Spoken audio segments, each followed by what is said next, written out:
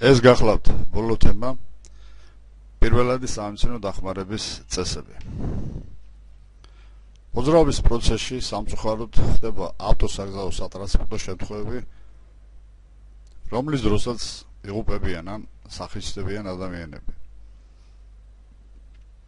ხშირ შემთხვევაში მათი სიცოცხლის შენარჩუნება შესაძლებელია თუ დროზე მოხდება მათი დახმარება ექიმის მიერ, მაგრამ მანამდე სანამ დახმარება მოვა, საჭიროა პირველადი სამეცნიერო დახმარება, რომელიც მოითხოვს ელემენტარულ ცოდნას. ამიტომ ზედმეტი არ იქნება თუ გავეცნობით ზოგიერთ შემთხვევებში თუ როგორ გაუწიოთ დახმარება დაზარალებულს.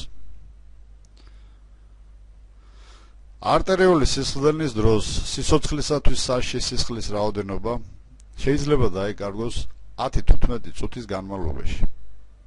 ამიტომ საჭიროა სწრაფი მოქმედება და სისხლის შემაჩერებელი ლახტი უნდა დაედოს დაზარალებულს ჭრილობის ზემოთ 10-15 სანტიმეტრზე 0.5-1.5 საათის განმავლობაში. ჭრილობის შემთხვევაში იოდის ხსნარით უნდა დამუშავდეს ჭრილობის ნაპირები და მიმდებარე კანი. ან გამოვიყენოთ ბაქტეროციდული საფრენი, რომელიც გაჟღენთილია შესაბამისი მედიკამენტებით. დავადოთ პირდაპირ ჭრილობაზე და დავაფიქსიროთ ბინტით ან ლეიკოპლასტით. გულმკერდში გამჭრილი ჭრილობის შემთხვევაში დაშავებული უნდა დავაწვინოთ ჯამრთელ გვერდზე ან ნახევარმდგომარე მდგომარეობაში. დაველოდოთ სასწრაფო დახმარების მოსვლას ან ასეთ მდგომარეობაში მოვახდინოთ მისი ტრანსპორტირება. ტრამული შოკის დროს შევაჩეროთ სისხლდენა, დავაფაროთ სათბური, თუ არ ვეჭობთ მუცლის ღრუს ორგანოების დაზიანებას, დავალევინოთ თბილი სასმელი და ასე მოვახდინოთ მისი ტრანსპორტირება ან დაველოდოთ სასწრაფო დახმარებას. მენჯ ბარძაყის მოტეხილობისას მივცეთ გამაყუჩებელი საშუალება, დავაწვინოთ ზურგზე და მუხლების ქვეშ ამოვდოთ საფრენი. ამ მდგომარეობაში დაველოდოთ სამეცნიერო დახმარებას ან მოვახერხოთ მისი ტრანსპორტირება. თავის ტვინის შერყევისას დაზარალებული უნდა დავაწვინოთ გვერდზე. ასე დაველოდოთ სასწრაფო დახმარებას ან მოვახდინოთ მისი ტრანსპორტირება. წვივის ძლების მოტეხილობისას არტაშანი უნდა დავადოთ ფეხის ორივე მხარეს ტერფიდან შუა ბარძაყამდე. თუ არტაშანი არ აქვს, მაშინ დაშავებული და ჯამრთელი ფეხი ერთმანეთზე მივმაგროთ სახვევით. ლავიწის ძვლის მოტეხილობისას დაშავებულის ტრანსპორტირება უნდა მოხდეს მჯდომარე მდგომარეობაში.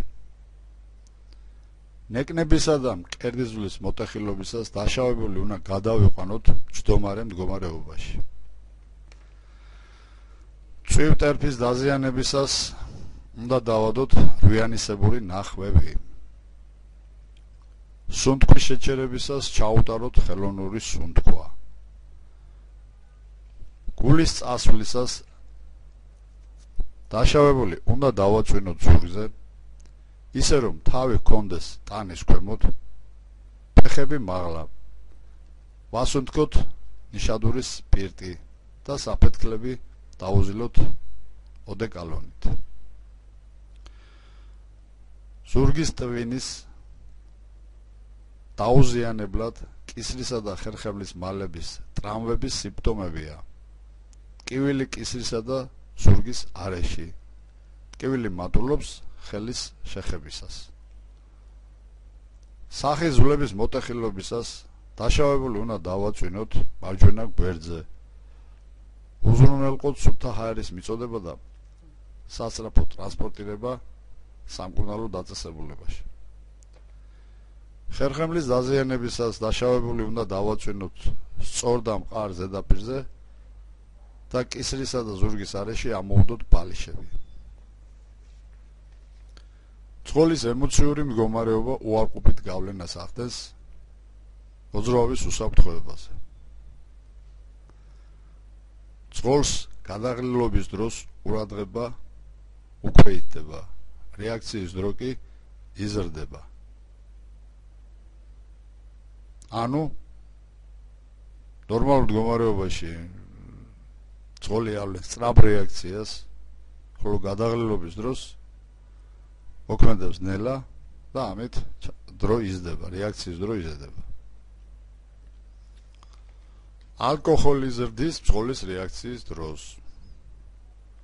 მაგალითად, ახლა ფხიზელ მდგომარეობაში წყოლი აუხრიჭებს დაუშვათ 3-4 წამში, არაფხიზელ მდგომარეობაში საერთოდ შეიძლება ვერ დააუხრიჭოს. გოგირბჯავას ხსნარით დაზიანებულ კანის უბნები უნდა მოიბანოთ წყლის უფი ჭავლით. გოგირბჯავას ხსნარი ახსნია ბატონებო აკუმულატორში და მისი შესაძლო გატეხვისას შეიძლება დაისვაროთ ამ ხსნარით. ამიტომ უნდა მოიქცეთ შესაბამისად როგორც აქ არის მითითებული. გარდა ამისა მე მინდა გითხრათ რომ მე არა ვარ მედიცინის სპეციალისტი და აქ გადმოტანილია პირდაპირ ბილეთებში დასმული კითხვების სწორი პასუხები.